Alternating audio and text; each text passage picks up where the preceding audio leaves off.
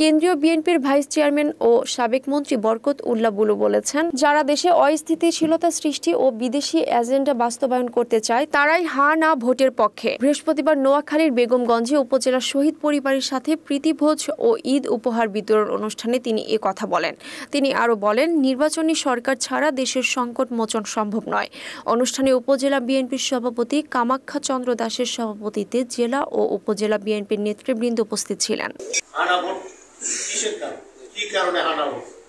হানা ভোট এটা হলো যারা দেশকে অস্থিতিশীল করতে চায়, যারা বিদেশি এজেন্ডা বাস্তবায়ন করতে চায়, দেশে যারা গণতন্ত্র প্রতিষ্ঠার প্রতিবন্ধকতা সৃষ্টি করতে চায়, যারা দেশে নির্বাচিত সরকার আসুক চায় না, যারা অনির্বাচিত সরকারের কথা চিন্তা ভাবনা মাথায় আছে, তারাই এটা হানা ভোটের কথা। অতএব আমরা সুস্পষ্টভাবে আমাদের জোট 50টি রাজনৈতিক দলের যে জোট, সেই জোট একটি কথাই বলে, সেটা হলো জাতীয় নির্বাচন। জাতীয় নির্বাচনের মাধ্যমে সরকার আসবে। জাতীয় সরকার ছাড়া, নির্বাচিত সরকার ছাড়া দেশের সংকট মোচন করার কেউ নেই।